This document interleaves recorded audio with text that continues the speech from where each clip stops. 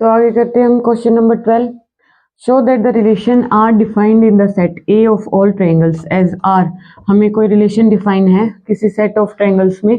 कैसे डिफाइन है कि हम वो वाली ट्रायंगल्स लेंगे आर के अंदर, T1 T2 का वो वाला पे लेंगे जिसमें जो T1 है वो सिमिलर हो किसके, T2 के। Is an equivalence relation. हमें क्या दिखाना है कि इक्विवेलेंस रिलेशन है।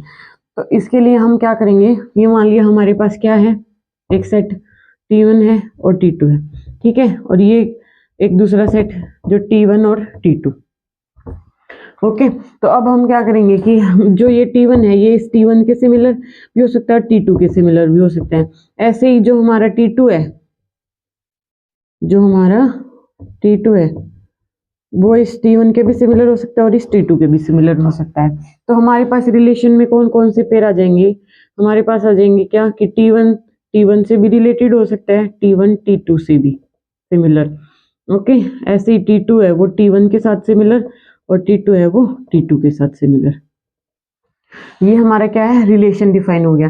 अब हमें क्या प्रूव करना है कि ये क्या है, हमारे पास इक्विवेलेंस रिलेशन। इक्विवेलेंस रिलेशन के लिए वही सबसे पहले हमें क्या चेक करना है कि क्या ये रिफ्लेक्सिव है।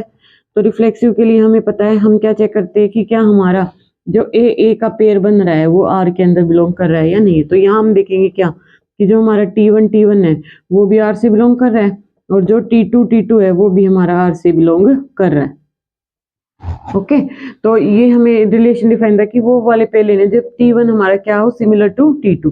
तो हमारा ये T1 इसके भी सिमिलर हो सकता है, इसके भी, ऐसे T2 इसके भी सिमिलर हो सकता है और इसके भी। तो इसलिए हमारे ये पेयर बन के यहाँ से हमने देखा जो T1 T2 आर के अंदर है तो इसलिए रिफ्लेक्सिव है। Second one is symmetric. Symmetric के लिए हम क्या करते हैं कि अगर हमारा ए बी बिलोंग कर रहा है आर के अंदर तो हम चेक करते हैं क्या हमारा बी ए बी आर के अंदर जाएगा या नहीं जाएगा।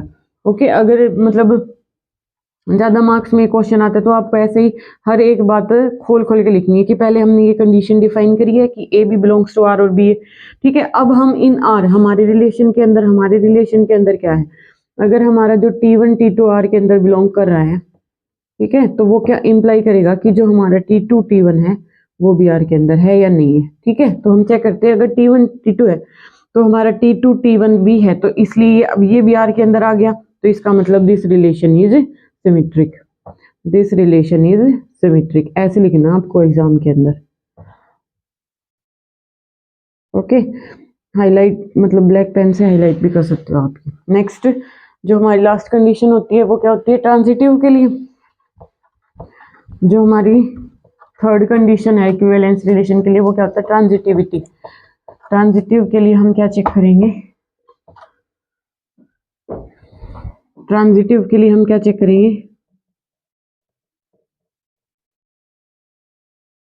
हमें क्या गिवन होता है कि ए बी वो हमारा आर से बिलोंग कर रहे हैं एंड जो बी सी ये हमारा आर के अंदर बिलोंग कर रहा है। ये हमें क्या होता है, गिवन होता है। और हमें चेक करना क्या होता है, टू चेक, ऐसे लिखना सजा सजा के। टू चेक क्या करना होता है हमें कि क्या हमारा ए कोमा सी है वो आर के अंदर बिलोंग करेगा या नहीं करेगा। तो इसके लिए हम अपने रिलेशन का यूज करेंगे, रिलेशन के अंदर जो गिवन एलिमेंट्स है उनका यूज करेंगे। जैसे हमने ले लिया T1 हम देखते हैं कि अगर T1 आर के अंदर है, ये हमारा हम किससे कंपेयर करवा रहे हैं, ए बी सी। अब हमें T1 से स्टार्ट होता हुआ नेक्स्ट पे लेना है, जो वो क्या होगा, T1 T2 ले लिया हमने, T1 T2, ये हमारा क्या हो गया, BC। ओके, तो अब हमें क्या चेक करना है कि क्या हमारा AC का मतलब क्या होता है, क्या होगा यहाँ पे, A का मतलब क्या है T1, C का मतलब क्या है T2।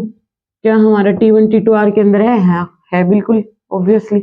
तो ये हमारा आर के अंदर बिलोंग कर रहा है, तो इसलिए इस रिलेशन को हम क्या बोलेंगे, ट्रांजिटिव। ट्रांजिटिव तीनों कंडीशन को सेटिस्फाई कर दिया, तो इसका मतलब ये क्या हो गया हमारा इक्विवेलेंस रिलेशन, क्योंकि रिफ्लेक्सिव भी है, सिमेट्रिक भी और ट्रांजिटिव। और कोई भी रिलेशन अगर तीनों कंडीशंस को सेटिस्फाई कर देता है तो वो हमारा क्या होता है, इक्विवेलेंस रिलेशन।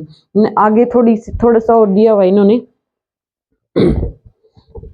क्या दिया हुआ आगे कि क्या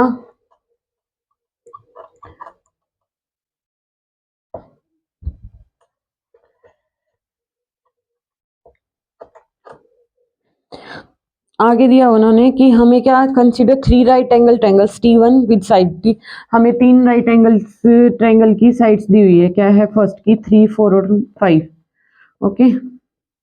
T2 हमें क्या गिवन है 5, 12 एंड 13, 5 है, 12 है और 13 है। और T3 हमें क्या गिवन है 6 है, 8 है और 10 है, 6 है, 8 है और 10।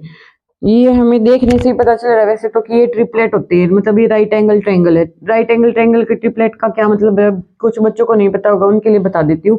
जो सबसे लार्ज वाली साइड है, यहाँ पे 3 है, ये 4 है, ये 5 है, ये क्या है 3 है, ये 4 है, ये 5 है।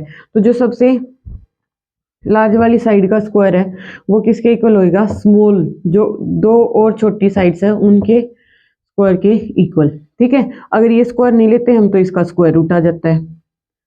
अगर हम यहाँ पे स्क्वायर लिख देते तो उससे भी स्क्वायर रूट क्या हो जाता है, कैंसिल हो जाता है। तो यहाँ पे कितना बनेगा, 5 का स्क्वायर कितना होता है 25, 3 का स्क्वायर कितना होता है 9 प्लस 4 का स्क्वायर कितना होता है 16। तो 25 इज इक्वल टू 25। अगर ये इस कंडीशन को सेटिस्फाई कर जाता है तो उसको हम, उस ट्रायंगल को हम क्या बोलते हैं, राइट एंगल ट्रायंगल। ओके, तो ये भी राइट एंगल ट्रायंगल, ये भी, यानी कि जो लार्जेस्ट जो साइड है उसके स्क्वायर, उसका स्क्वायर वो इज इक्वल टू होगा जो दो स्मॉलर साइड है उनके स्क्वायर के सम के इक्वल होगा। तो इसलिए अब हमें क्या बता रखे, क्या बोल रखा है कि इनमें से हमें ये देखना है, ये चेक करना है कि इनमें से कौन सी दो ट्रायंगल क्या होंगी, आपस में सिमिलर होंगी। तो सिमिलर के लिए हम क्या करेंगे कि उनकी साइड्स में कुछ रिलेशन बन रहा है या नहीं बन रहा है। जैसे इसकी फर्स्ट साइड कितनी है 3, इसकी फर्स्ट साइड कितनी है 5, क्या वो किसी रिलेशन से मतलब कनेक्टेड है। 4, इसकी 12 इज इक्वल टू 5/13। ठीक है, ये इसको मैं 1/3 लिख सकती हूँ। ओके, अब यहाँ पे देखो ये 3/5 आ गया, ये 1/3 आ गया, ये 5/8। तो आपस में कोई भी इक्वल नहीं है ना, तो इसका मतलब इन दोनों में आपस में कोई भी रिलेशन नहीं है। नेक्स्ट हम चेक करेंगे 5/6, 5/6।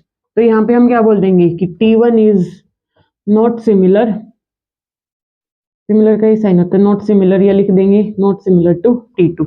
उसके बाद यहाँ पे हम T2 और T3 को चेक करेंगे।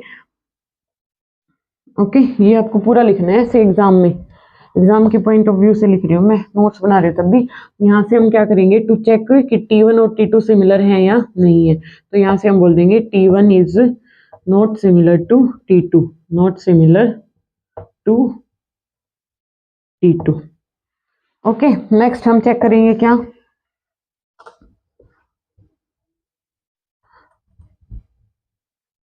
नेक्स्ट हम चेक करेंगे कि क्या T2 और T3 में कोई रिलेशन है। T1/T3 करते हैं, T2/T3 करते हैं, तो ये आ जाएगा 5/6 is equal to 12/8 is equal to 13/10। तो ये भी आपस में किसी इक्वल प्रोपोर्शन में है नहीं, ये 5/6 है, ये 12/8 है, आपस में इक्वल नहीं है। तो यहाँ से भी हम बोल देंगे कि T2 is not similar to T3, not similar to T3।